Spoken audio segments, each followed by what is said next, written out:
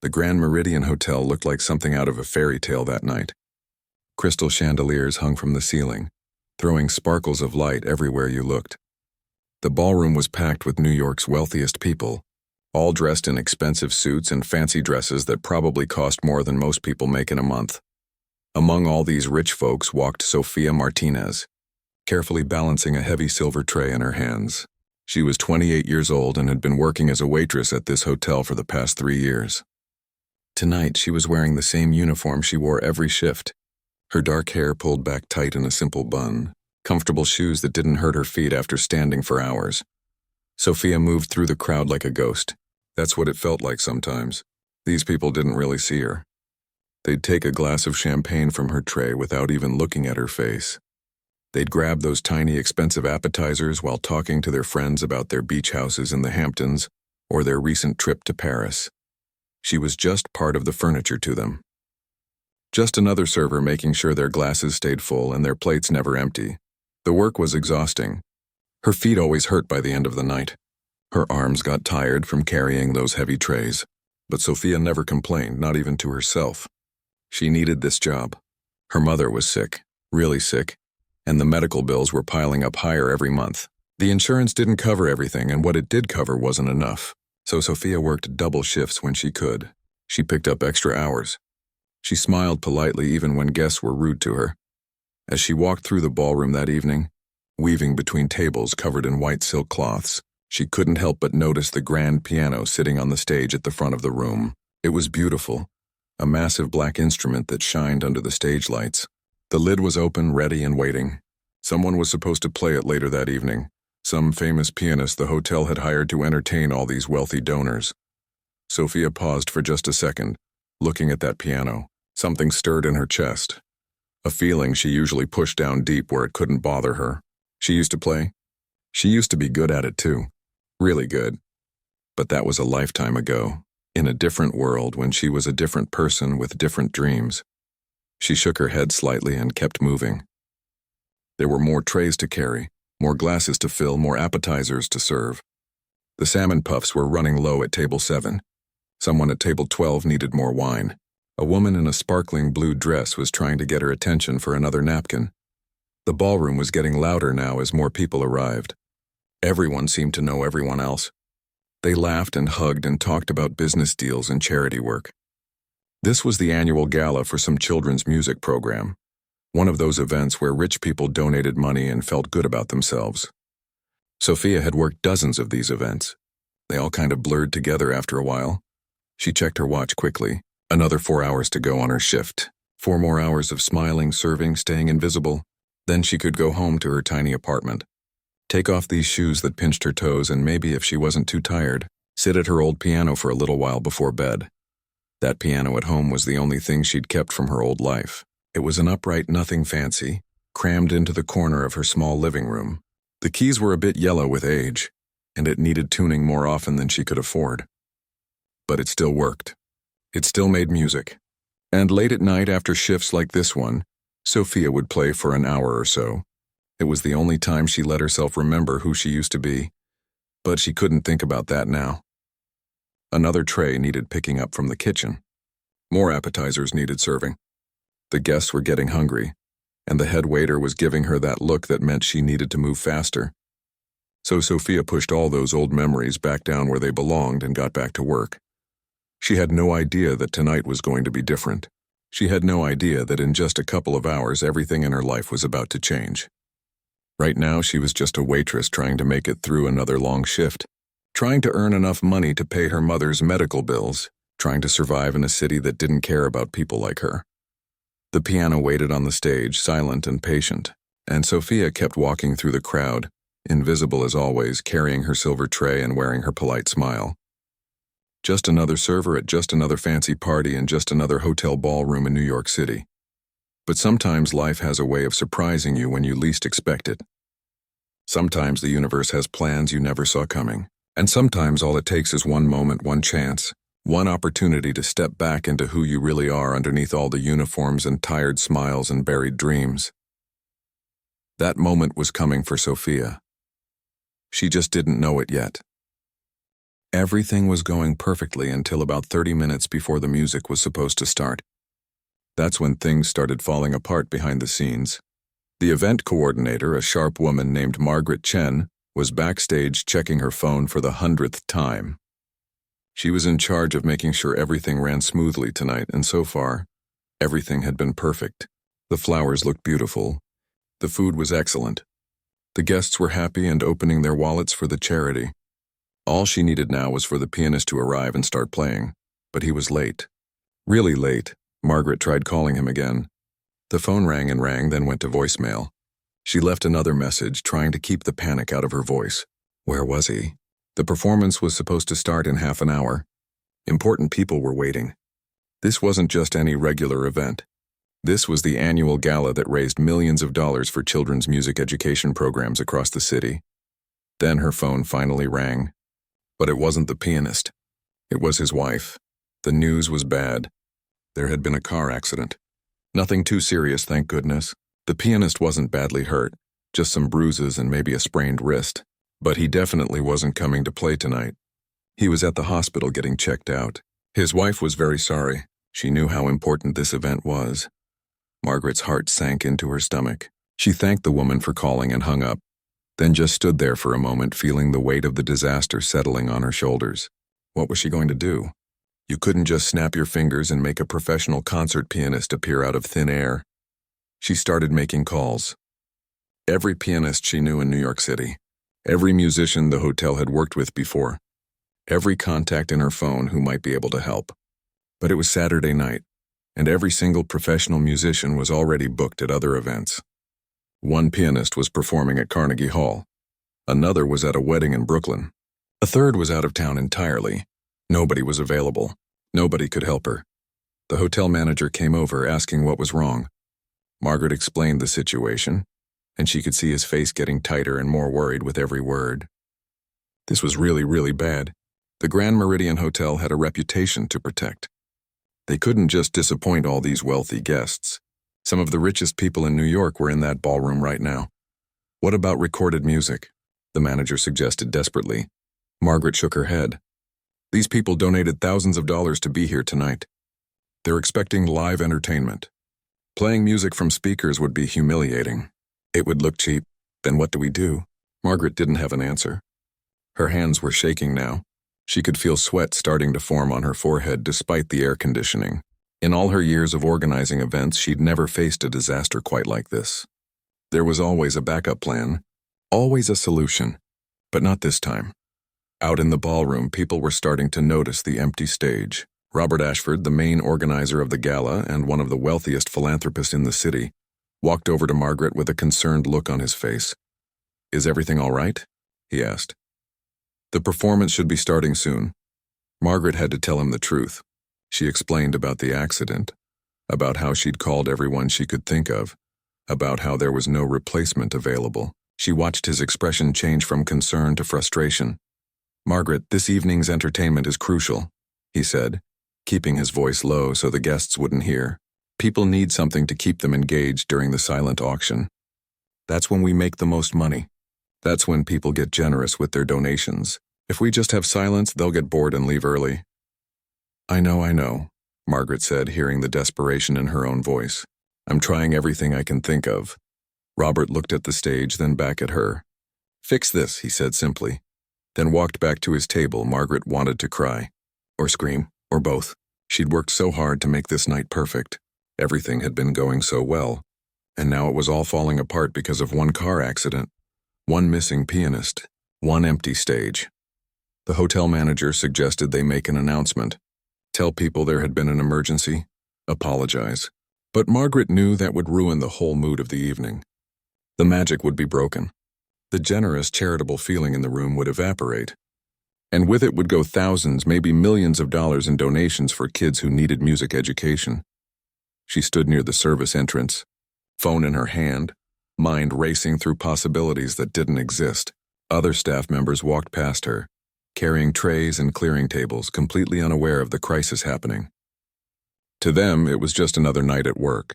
If only one of them could play piano, Margaret thought bitterly. If only there was anyone who could sit at that beautiful instrument and make music for a couple of hours. It didn't even have to be perfect. It just had to be something. But that was impossible, of course. What were the odds that any of the hotel staff had professional training? These were waiters and kitchen workers, not musicians. They were regular people trying to make a living, not concert performers. Margaret looked out at the ballroom, at all those wealthy people in their expensive clothes drinking their champagne, completely unaware that the evening they'd paid so much money for was about to be a complete disappointment. The piano sat on the stage like a beautiful decoration, useless without someone who knew how to play it. Time was running out.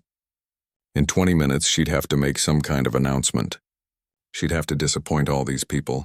She'd probably lose her job over this. The hotel's reputation would take a hit. And worst of all, the charity would lose out on money that could have changed children's lives.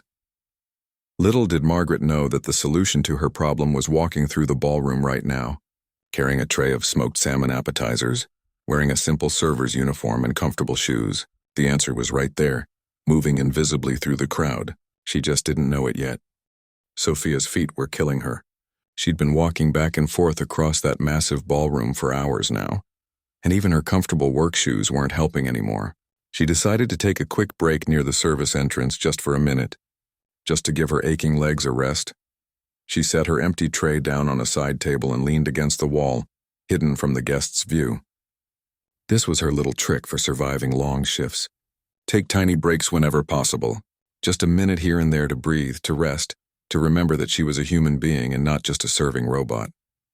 That's when she heard the conversation. Margaret Chen was talking to the hotel manager just a few feet away, and they weren't keeping their voices as quiet as they probably should have been. "I don't know what else to do," Margaret was saying, sounding close to tears. "The pianist can't make it. I've called everyone. There's nobody available." Sophia's ears perked up at the word pianist. "What about the piano?" the manager asked. "Can't we just have someone play recorded music through the speakers?" "That would be a disaster," Margaret replied. "These people expect live entertainment. They paid good money to be here. Playing recorded music would look cheap and unprofessional."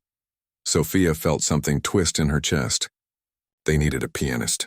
They were desperate for someone who could play that beautiful piano sitting on the stage. And here she was, standing just a few feet away, someone who could help them. But she pushed the thought away immediately. That was crazy. She was a waitress. She hadn't performed in front of people in 3 years. She'd left that life behind. That wasn't who she was anymore, except she did still play. Every single night when she got home from work, no matter how tired she was, she would sit at her old piano for at least an hour. It was the only thing that kept her sane.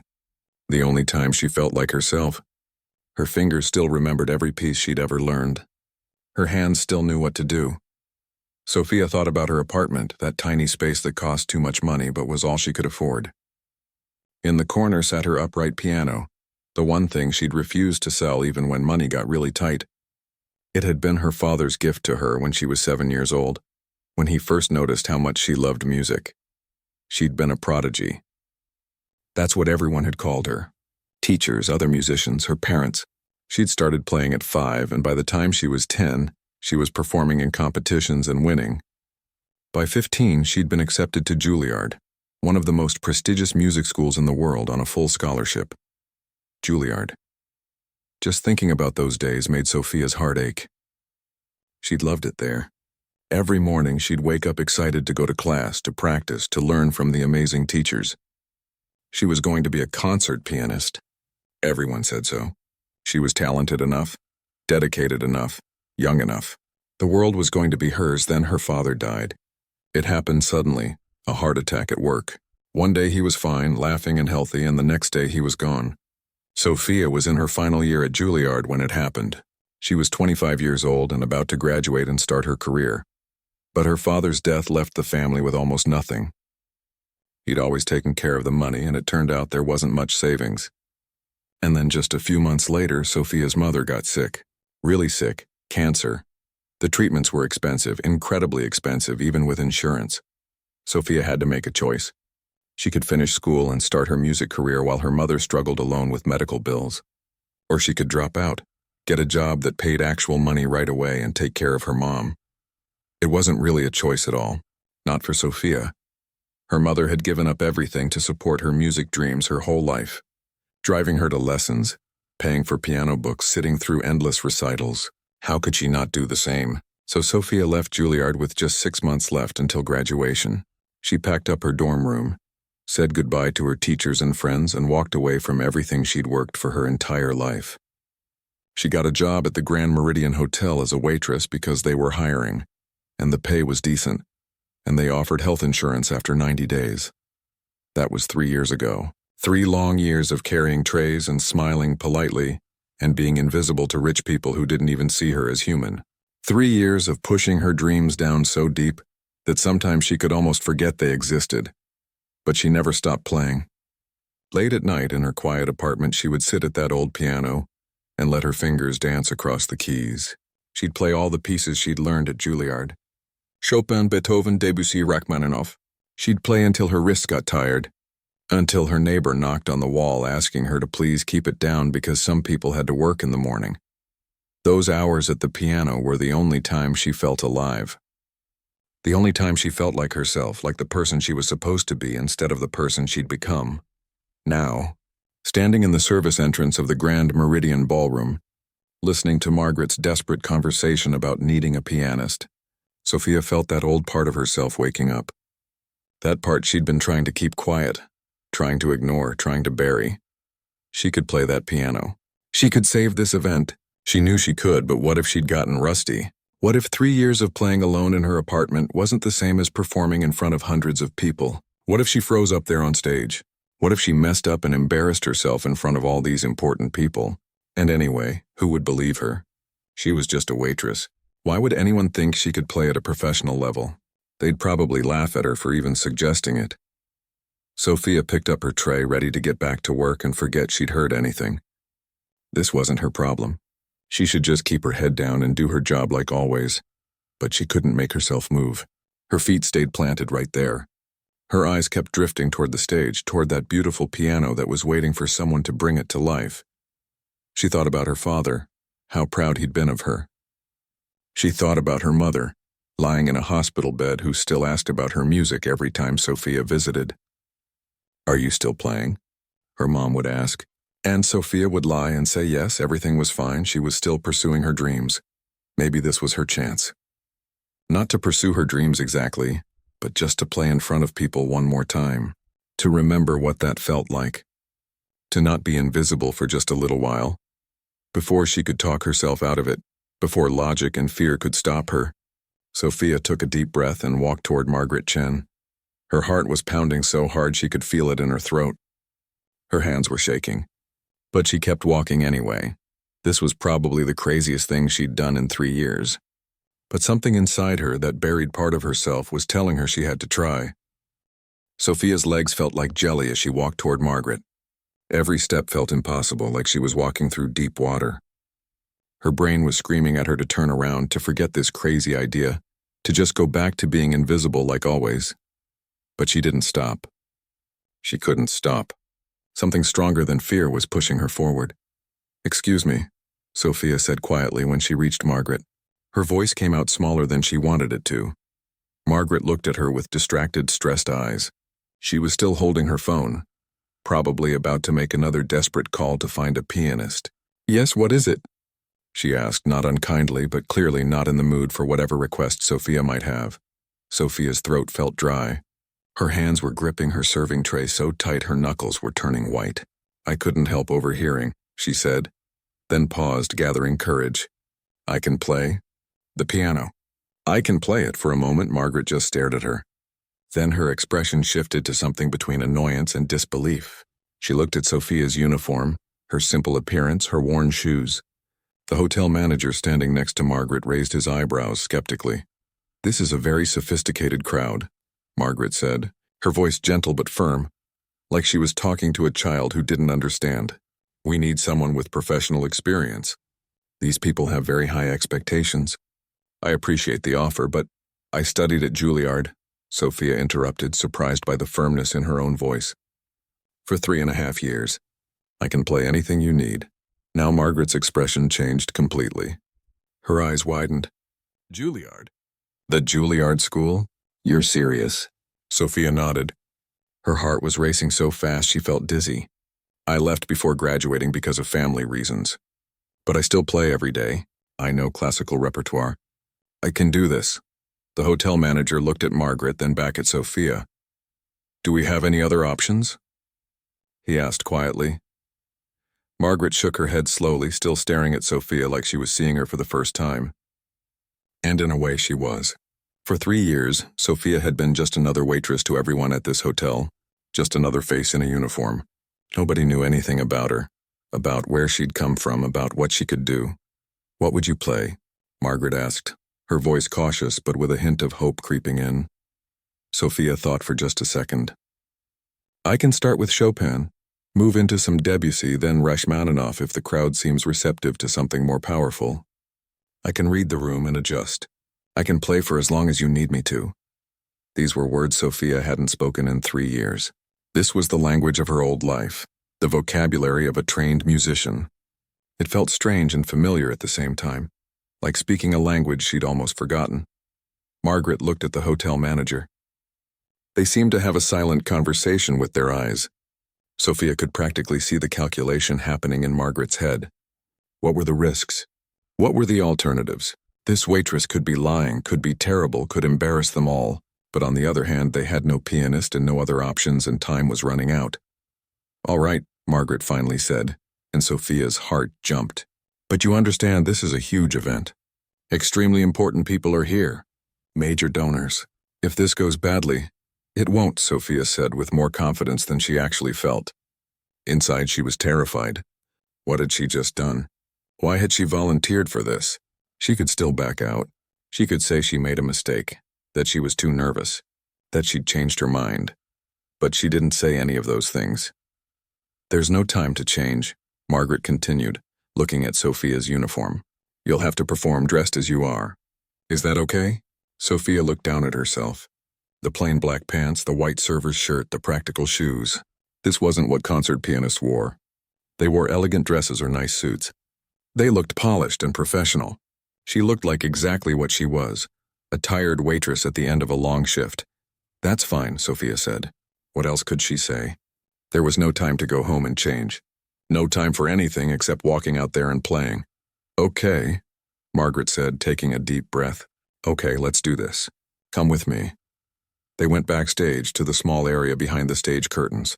Sophia could hear the crowd on the other side, all those voices talking and laughing, completely unaware that their entertainment was about to be provided by the woman who'd been serving them appetizers all night. Margaret was giving her instructions, telling her how long to play, when to take breaks, what to do if something went wrong.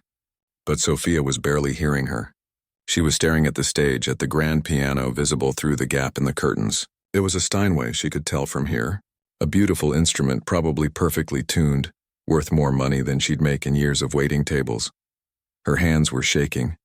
Actually shaking. She tried to make them stop but couldn't. Are you all right? Margaret asked, noticing. Just nervous, Sophia admitted. Look, Margaret said, and her voice was kinder now.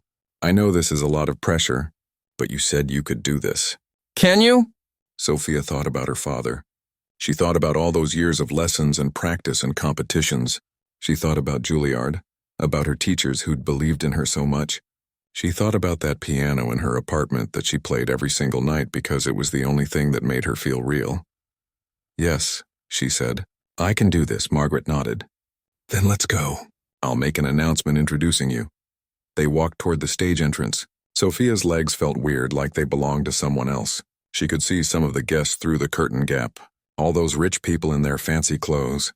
All those important people who didn't know her, who'd been ignoring her all night. Margaret stepped out onto the stage. The conversations in the ballroom gradually quieted as people noticed her. Sophia stood in the wings, hidden, listening. Ladies and gentlemen, Margaret's voice rang out clearly. Thank you so much for your patience. I apologize for the delay. Our scheduled pianist unfortunately had a family emergency and couldn't be here tonight. There were murmurs from the crowd. Some people looked disappointed. Others seemed annoyed. However, Margaret continued, we're very fortunate to have a talented musician on our own staff who has graciously agreed to perform for us this evening. Please welcome Sofia Martinez. The applause was polite but confused. Sophia could hear the uncertainty in it. People were whispering to each other, probably wondering who she was, why they'd never heard of her. This was it. This was the moment. Sophia could still run. She could still disappear back into the kitchen, back into invisibility, back into safety. Instead, she stepped out onto the stage. The lights were brighter than she expected. The crowd was bigger than it had seemed from backstage. Hundreds of faces all turned toward her, all watching her, all waiting. She could see their expressions: curiosity, skepticism, confusion. She was wearing her server uniform. She looked completely out of place up here. Sophia walked to the piano, her practical shoes clicking on the wooden stage floor. Each step felt like it took forever. She could feel every eye on her. She heard whispers, probably people commenting on her appearance, wondering what this waitress was doing on stage. She reached the piano bench and sat down. The seat was at the perfect height. The piano was positioned exactly right. This was a professional setup, an instrument made for performances like this. Sophia looked at the keys. They were pristine, perfect, waiting. Her hands hovered over them, still shaking. In the audience, she could see Robert Ashford at his front table, arms crossed, expression doubtful. She could see other people looking at their phones, probably already deciding this was going to be a disaster. She could see some guests exchanging glances that clearly said, "This should be interesting," in the most sarcastic way possible. Nobody believed in her. Why would they? She was just a waitress who'd appeared out of nowhere. But Sophia closed her eyes and took a deep breath. She thought about her father's hands showing her how to curve her fingers on the keys when she was 7. She thought about her mother's smile watching her perform at school recitals. She thought about her Juilliard teachers nodding with approval when she nailed a difficult piece. And then she stopped thinking at all. She just let her hands drop to the keys, let her fingers find their positions, let muscle memory take over. It was time to play. Sophia sat at the piano bench, her eyes closed, her fingers positioned over the keys. The ballroom was still noisy with whispers and uncertain conversations. She could feel the doubt in the room like a physical weight pressing down on her shoulders. For a moment, everything else faded away. The fancy ballroom disappeared. The wealthy crowd disappeared. Even her uniform and her tired feet disappeared. There was just her and the piano, like it had been every night for the past 3 years in her tiny apartment. She thought about her father one more time. This had been his favorite piece. When she was studying at Juilliard, she'd play it for him over video calls. He'd always get emotional listening to it, would always tell her how proud he was. She hadn't played it for anyone but herself since he died. Tonight she'd play it for him, and for her mother. And for that version of herself she'd had to leave behind. Sophia's fingers touched the keys, and she began to play Chopin's Nocturne in E-flat major, Opus 9, number 2. The first notes floated out into the ballroom like a whisper, delicate and soft and heartbreakingly beautiful. It was a piece that started gently, almost shyly, like someone sharing a secret. Within seconds, something changed in the room. The conversations didn't just slow down, they stopped completely. Someone had been mid-sentence at a nearby table, and the words just died in their throat. A woman reaching for her champagne glass froze with her hand in midair. The music filled the space in a way that conversation never could. Each note was perfect, clear, resonating through the crystal chandeliers and bouncing off the marble floors. Sophia's fingers moved across the keys with a lightness that looked effortless, but came from thousands of hours of practice. The piece had a melody that seemed to ask questions, to express longing and beauty and sadness all at once. Sophia poured everything into it. 3 years of exhaustion, of buried dreams, of pretending to be someone she wasn't. Her hands knew exactly what to do. They remembered every dynamic, every subtle change in tempo, every emotional shift the piece required. In the audience, people's faces were changing. The skeptical expressions were softening. The people who'd been looking at their phones were setting them down. Even Robert Ashford, sitting at his front table with his arms crossed, slowly lowered his arms and leaned forward. This wasn't what anyone had expected. They'd expected some hotel worker who could maybe bang out a few simple tunes, something barely acceptable to fill the silence. Instead, they were hearing music that belonged in a concert hall, music that made you forget to breathe. Sophia moved through the piece with complete confidence now. Her shaking hands had steadied. Her nervousness had transformed into focus. This was what she'd trained for her entire life. This was who she really was, underneath the uniform and the tired smiles and the years of pretending. The nocturne built to its most emotional section, where the melody soared over rippling left-hand accompaniment. Sophia's whole body moved with the music, swaying slightly, her face expressing the feelings the notes conveyed. She wasn't just playing the piano.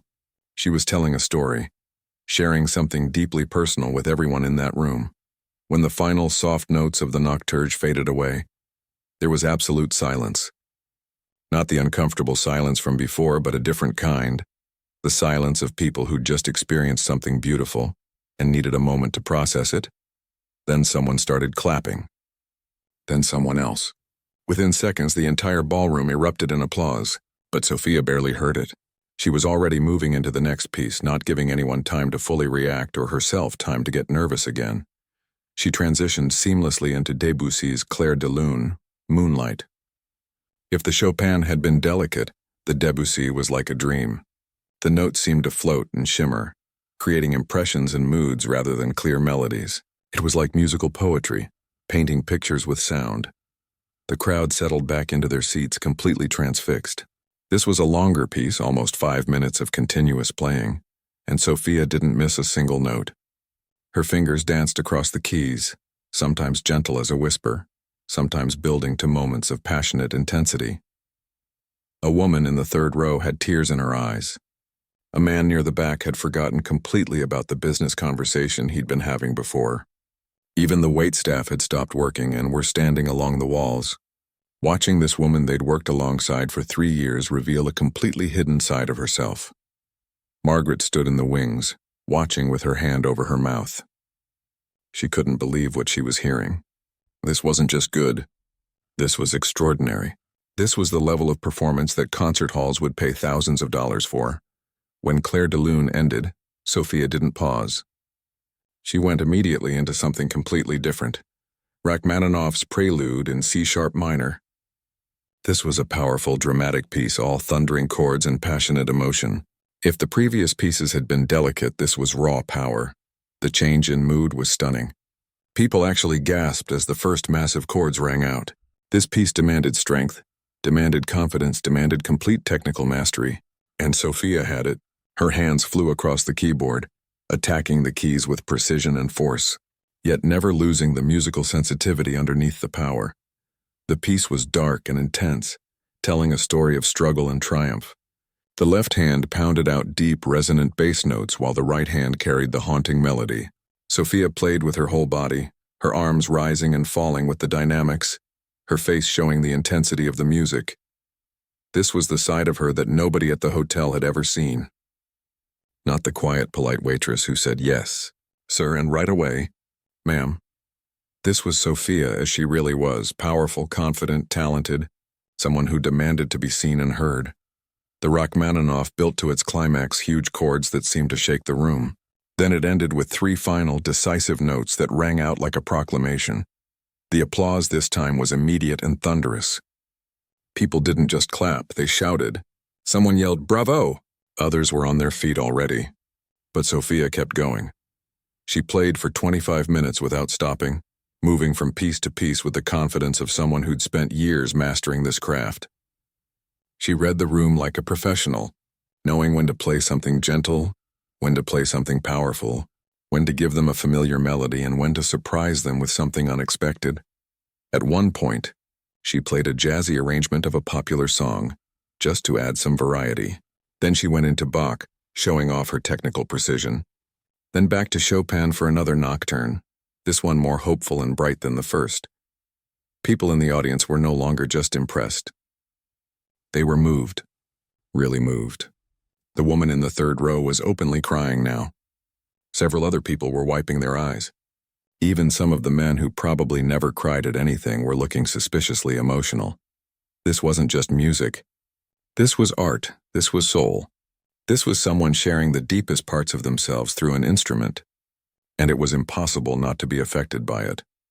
Sophia finally chose her closing piece, Beethoven's Moonlight Sonata, the third movement. It was technically challenging and emotionally stirring, The perfect way to end. She played it with everything she had left, every ounce of emotion, every bit of skill she'd accumulated over decades of dedication to this craft.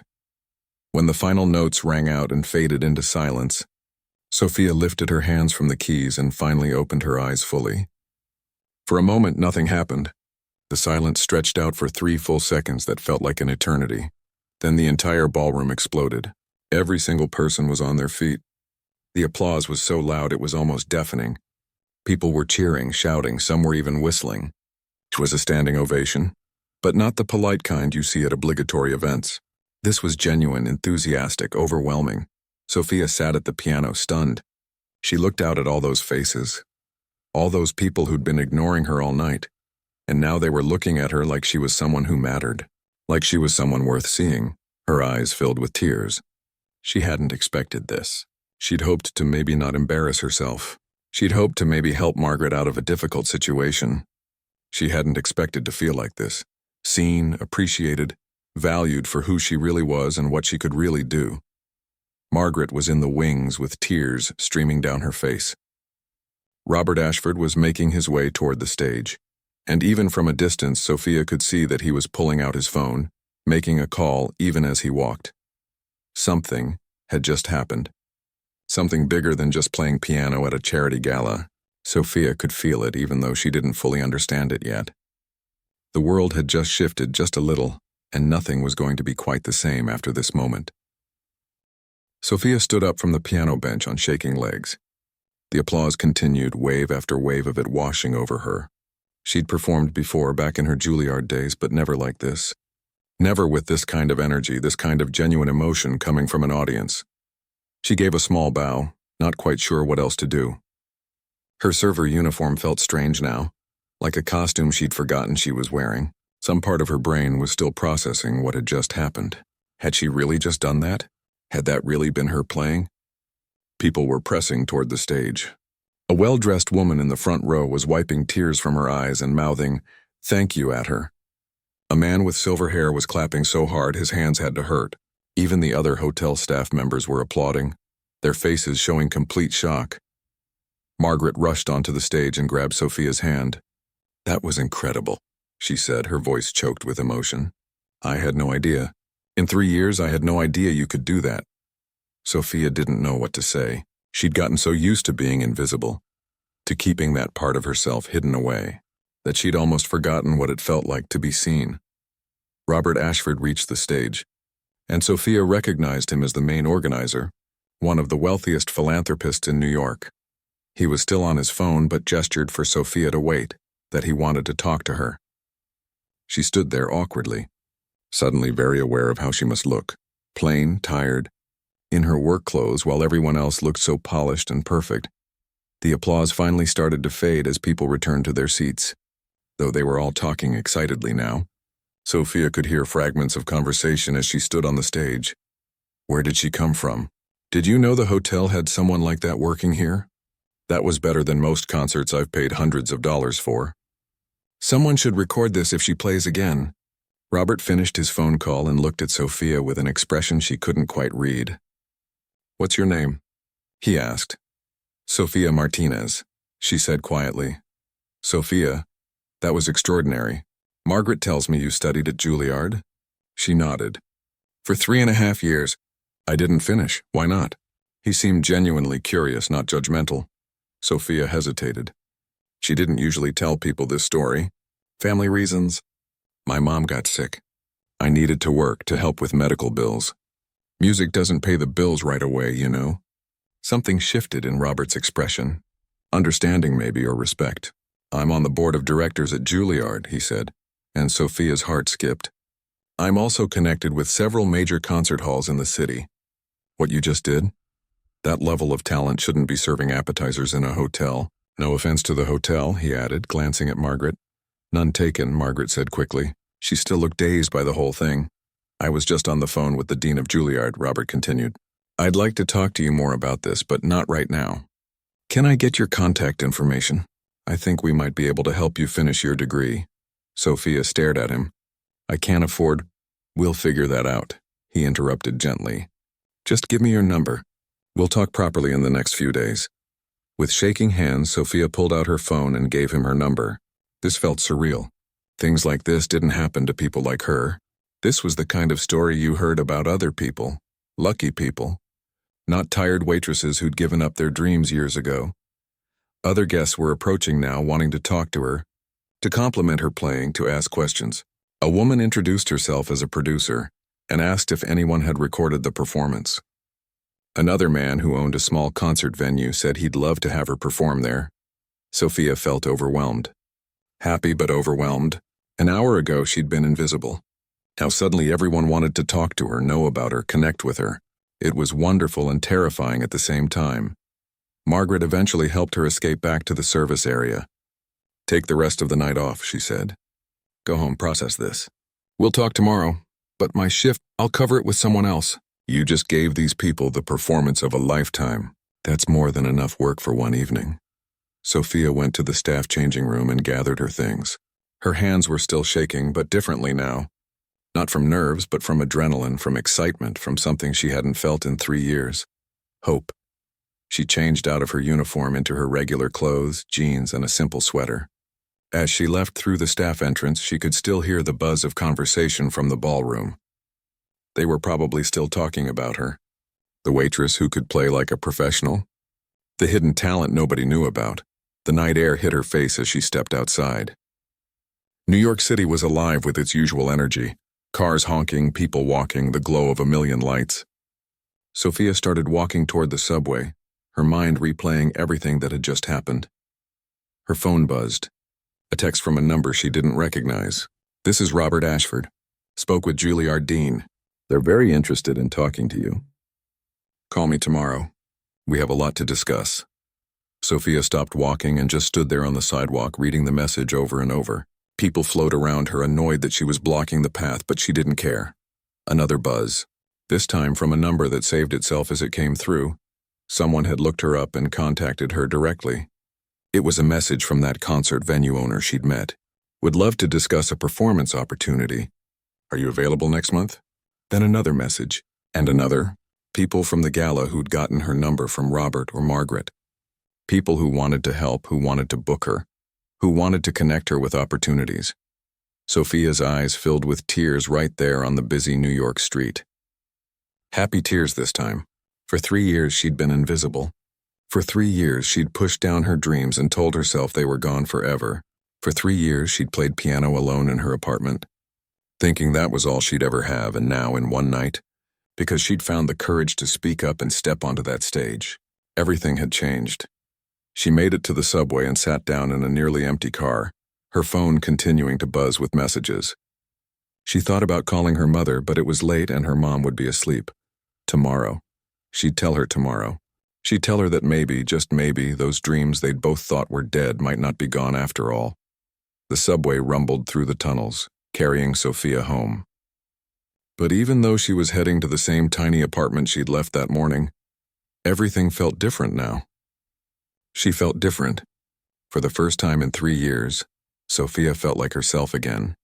When she finally got home, she didn't collapse into bed like she usually did after a long shift. Instead, she sat at her old upright piano, the one her father had given her, and she played. She played the same pieces she'd performed at the gala, but they sounded different here in this small space just for herself. No, that wasn't quite true. She was playing for her father wherever he was.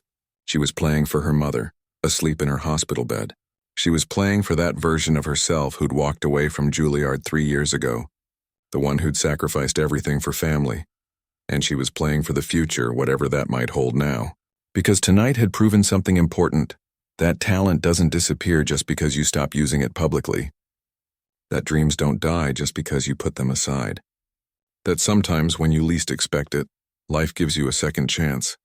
Sophia played until her fingers got tired, until her wrists started to ache, until the neighbor knocked on the wall asking her to please stop. It was past midnight. She stopped playing and sat there at the piano, her hands resting on the keys, a smile on her face. Tomorrow, everything would start changing. Tomorrow there would be phone calls and meetings and decisions to make. Tomorrow she'd have to figure out what this all meant and where to go from here. But tonight, right now, Sophia just let herself feel happy. Let herself feel proud.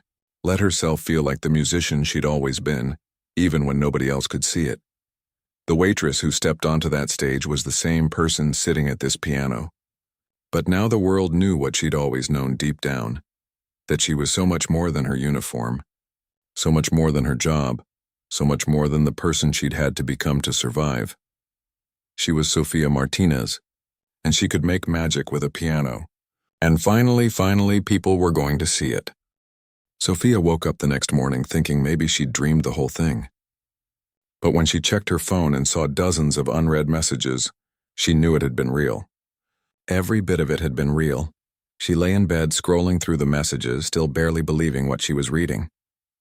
Concert venue owners, event planners, music teachers, even a few journalists asking for interviews.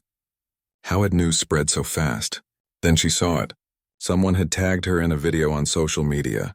Her hands trembled as she clicked on it. The video was shaky, clearly filmed on someone's phone from somewhere in the middle of the ballroom. But the audio was crystal clear. It was her, playing Rachmaninoff, the most powerful piece from last night. The video had been posted just a few hours after the gala ended. Sophia looked at the view count and her breath caught in her throat. 2 million views. 2 million. In less than 12 hours. The caption read, "Waitress reveals hidden talent at charity gala." This is real, not staged. She served us dinner, then sat down and played like this. I'm still in shock. The comments were overwhelming. Thousands of them. Sophia scrolled through, her eyes getting wider with each one. This gave me chills. I can't believe she's just a waitress. Someone give her a record deal. This is the most beautiful thing I've heard all year. The way the whole room went silent. You can feel the magic through the screen. There were more videos too. Different angles, different pieces she'd played. Someone had captured nearly her entire performance. The videos were being shared everywhere, spreading across the internet like wildfire. Her phone rang. It was a number she recognized from last night, Robert Ashford. Hello? Sophia answered, her voice still rough from sleep. Sophia, good morning. I hope it's not too early to call. Robert's voice was energetic, excited. Have you seen the videos? I just woke up and saw them. I can't believe it's incredible. The Dean of Juilliard has been calling me all morning. So have several other people. Sophia, I need you to understand something. What happened last night doesn't happen often. You didn't just play well. You moved people. That's rare. That's special. Sophia sat up in bed, her heart pounding. What does this mean? It means we need to talk today if possible. Can you come meet me this afternoon? There are some people who want to speak with you. They arranged to meet at a cafe near Juilliard. Sophia hung up and just sat there, staring at her phone as more notifications kept popping up. People from her past were reaching out. Old classmates from Juilliard, former teachers, people she hadn't heard from in years. One message stood out. It was from Professor Chen, her piano instructor from Juilliard, the one who'd been most disappointed when she dropped out. Sophia, I just saw the videos. I always knew you had this in you. Please call me. We need to get you back here where you belong. Sophia felt tears starting and pushed them back. She didn't have time to cry. She needed to get ready, needed to figure out what to wear to this meeting, needed to somehow process that her entire life might be about to change. She got to the cafe early, nervous and excited and terrified all at once. Robert was already there, but he wasn't alone. There was a woman with him, professional-looking, mid-50s, with kind eyes and a warm smile. Sophia, this is Dr. Patricia Williams. She's the Dean of Admissions at Juilliard. Sophia shook her hand, feeling completely out of her depth. The Dean of Juilliard. She was having coffee with the Dean of Juilliard. Your performance last night was remarkable, Dr. Williams said as they sat down. I've watched the videos several times.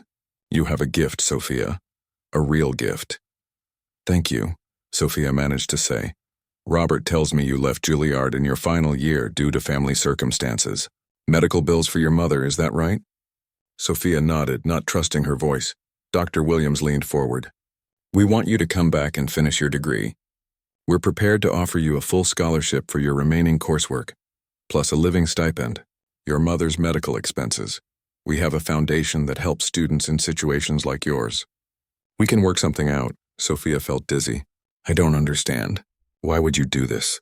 Because talent like yours shouldn't be wasted serving appetizers, Robert said gently.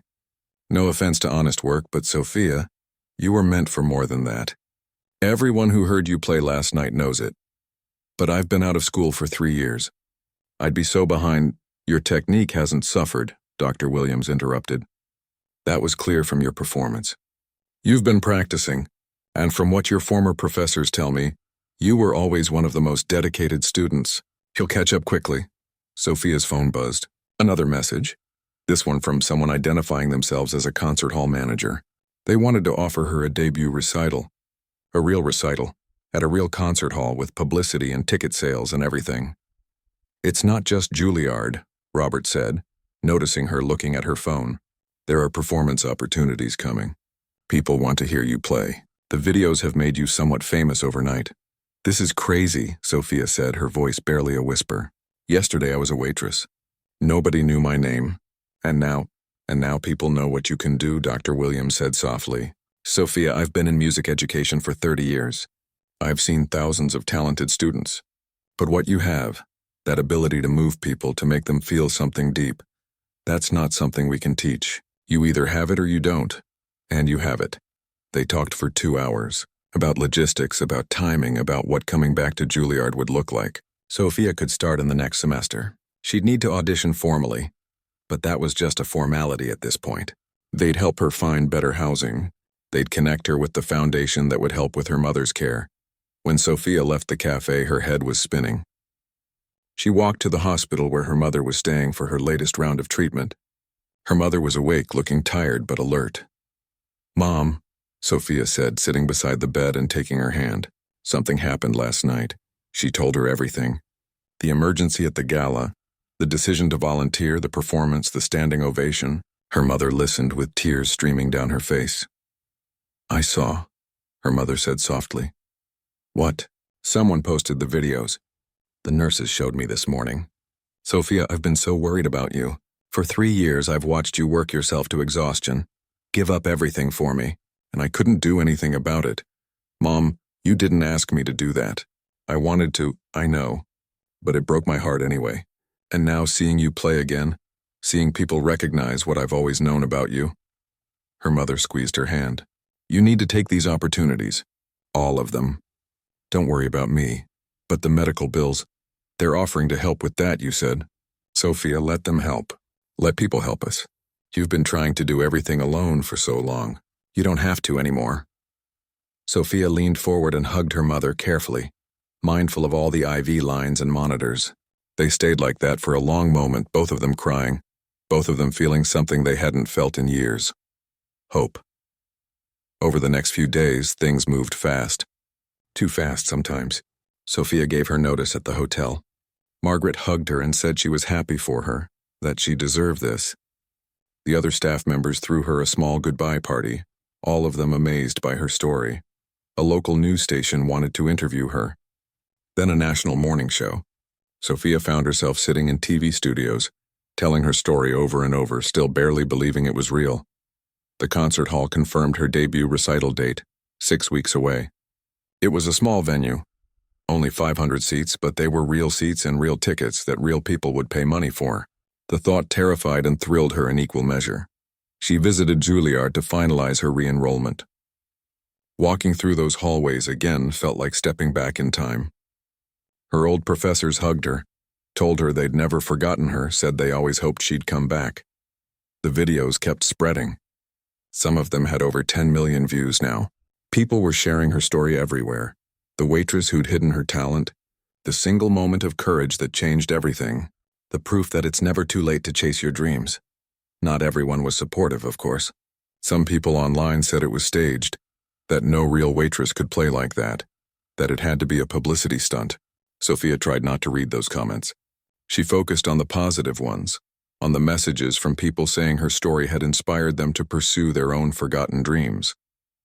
A week after the gala, someone created a crowdfunding page to help with Sophia's mother's medical expenses. Sophia hadn't asked for it, hadn't even known about it until it was already going. Within days, strangers had donated enough money to cover 2 years of treatment. Sophia cried when she saw it. The kindness of people she'd never met, people who just wanted to help because her music had moved them. It was almost too much to process. She practiced every day now, preparing for her recital. But it felt different than practicing alone in her apartment had felt. Now she was practicing with purpose, with a goal, with a future stretching out in front of her that actually looked bright. Sometimes, late at night, she'd think about how close she'd come to never speaking up that night at the gala, how close she'd come to just staying quiet, staying invisible, letting the opportunity pass by. What if she hadn't overheard that conversation? The 6 weeks passed in a blur. Sophia moved into a small apartment closer to Juilliard. Nothing fancy, but worlds better than her old place. She started classes again, falling back into the rhythm of music theory and performance workshops. Her classmates were mostly younger than her now, fresh-faced students who recognized her from the videos. Some asked for selfies, others just stared. But the best part wasn't the attention or the fame. The best part was playing every day with purpose again, having teachers who pushed her to be better, being surrounded by other musicians who understood what it felt like to love music more than almost anything else. Her mother's health was improving too. The new treatment plan, paid for by the crowdfunding donations and the foundation support, was working. She had good days and bad days, but the good days were becoming more frequent. And every good day she asked Sophia about school, about practice, about her upcoming recital. "I'm going to be there," her mother kept saying. "Even if they have to wheel me in on a hospital bed, I'm going to be there." "Mom, you don't have to." "Yes, I do. I missed 3 years of watching you grow as a musician. I'm not missing this." As the recital date got closer, Sophia's nerves started building. This was different from the gala. At the gala, she'd had nothing to lose. Nobody expected anything from her. She could have failed and just gone back to being invisible. But now people had expectations. They'd seen the videos. They'd bought tickets specifically to hear her play. What if she couldn't live up to what they'd seen online? What if that night at the gala had been a fluke, a one-time thing? Professor Chen found her in a practice room one day, 2 weeks before the recital, clearly frustrated with herself. "I can hear you thinking from down the hall," he said with a gentle smile. "Too much thinking, not enough feeling." "What if I disappoint people?" Sophia asked. "What if I'm not as good as they think I am?" "Sophia, listen to me. The reason that video went viral wasn't because of your technical ability, though that's excellent. It was because of what you made people feel. You played with your whole heart. You played like you had nothing to lose and everything to give. That's what people connected with." "But now I have everything to lose," Sophia said quietly. Professor Chen sat down beside her. "No, you have everything to gain. 3 years ago, you lost your chance at this career. Now you have it back. That's not pressure, Sophia, that's a gift. Play like you did that night, honest, open, fearless. That's all anyone wants from you." His words helped, but the nervousness didn't fully go away. Sophia practiced harder, sometimes too hard. Her wrists started hurting from overuse. She had to force herself to take breaks, to rest, to remember that she knew how to do this. The night before the recital, she couldn't sleep. She lay in bed, staring at the ceiling, her mind running through every piece she was going to play, every difficult passage, every moment where she could potentially mess up. At 2 a.m, she gave up on sleep. She got up and went to her piano, playing softly so she wouldn't disturb neighbors. She played the pieces from her program, but she also played other things, songs her father used to love, simple melodies her mother had hummed when Sophia was a child, music just for herself, just to remember why she did this in the first place. Because it wasn't about being famous or impressing people or living up to expectations. It was about the music itself, about the feeling of keys under her fingers, about turning emotions into sound, about sharing something beautiful with anyone who wanted to listen. By the time the sun came up, Sophia felt calmer. Tired but calm. The recital was scheduled for 7 that evening. Sophia spent the day trying not to think about it. She ate breakfast even though she wasn't hungry. She took a long walk through the city. She called her mother, who was being released from the hospital just for the evening, to attend. By 5 o'clock, Sophia was at the concert hall. It was a beautiful space, intimate but professional, with perfect acoustics and a gorgeous grand piano on stage. The same kind of hall she'd dreamed about performing in when she was a student the first time. People were already lining up outside. Through the window, Sophia could see the crowd. Her heart started pounding. This was really happening. Margaret showed up backstage, dressed beautifully and holding flowers. "I couldn't miss this," she said, hugging Sophia. "I'm so proud of you." Robert Ashford came by too, along with Dr. Williams and several of Sophia's professors. They all offered encouragement, told her she'd be amazing, told her to just enjoy the experience. At 6:45, Sophia peeked through the curtain at the audience. Every seat was full, 500 people all there to hear her play. She recognized some faces from the gala. Others were complete strangers. And there in the third row was her mother, looking tired but happy, sitting in a wheelchair with a blanket over her lap. Sophia felt tears starting and forced them back. Not now. She could cry later. At 7 o'clock, the house lights dimmed. The audience quieted down. Sophia took one last deep breath and then she walked onto that stage. The applause was warm and welcoming. Sophia bowed slightly, then sat at the piano. This was a better instrument than the one at the gala, perfectly tuned and maintained. Her hands felt at home on the keys immediately. She began with the same piece she'd started with at the gala, Chopin's Nocturne in E-flat major. It felt right to start there, to honor that night that had changed everything, but this time felt different. This time she wasn't playing to save someone's event or prove herself. She was playing because this was who she was. This was what she was meant to do. The music flowed out of her, each note clear and pure. She'd memorized everything so she could close her eyes, could feel the music instead of thinking about it. She played through her program, Chopin, Debussy, Rachmaninoff, Beethoven. Pieces she loved, pieces that told stories, pieces that made her feel alive. The audience was completely silent except for the music. Sophia could feel their attention, their focus, their emotional response to what she was playing. This was the magic of live performance, the connection between musician and listener. The shared experience of beauty created in real time. When she played the final notes of Beethoven's Moonlight Sonata, ending exactly as she'd ended at the gala, the silence that followed was profound. Then the applause came and it was overwhelming. Everyone stood up. Everyone cheered. Sophia opened her eyes and saw her mother crying happy tears. Sophia stood and bowed, feeling tears running down her own face now. She'd done it. She'd actually done it. The applause went on and on. Finally, Sophia sat back down at the piano. She hadn't planned an encore, but she suddenly knew exactly what to play. She began a simple, beautiful melody, a lullaby her father used to sing to her when she was little. She'd arranged it for piano years ago, had never performed it for anyone. It was gentle and sweet and full of love. As she played, Sophia thought about everything that had led to this moment. Her father teaching her to love music, her mother supporting her dreams, the hard decision to leave Juilliard, 3 years of working as a waitress, feeling invisible and forgotten. That one night when she'd found the courage to speak up, every bit of it, even the hard parts, had led her here. To this stage, to this piano, to this beautiful moment of being exactly where she was supposed to be. When the lullaby ended, there wasn't any applause for a few seconds.